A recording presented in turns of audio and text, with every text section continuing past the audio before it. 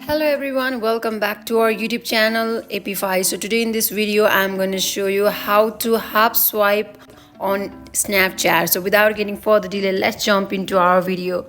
First of all, open Snapchat. So here, go to your chat icon, tap on it, and if you want to say a particular message, then you can just simply half swipe. For example, you want to see the first one chat, then just tap on it and half swipe it.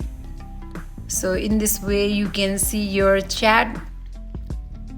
So in this way you can half swipe and see a message. Similarly you can do for other also. Hold on it and swipe right. In this way you can see particular message of a person by half swiping. So in this way you can do half swipe on Snapchat.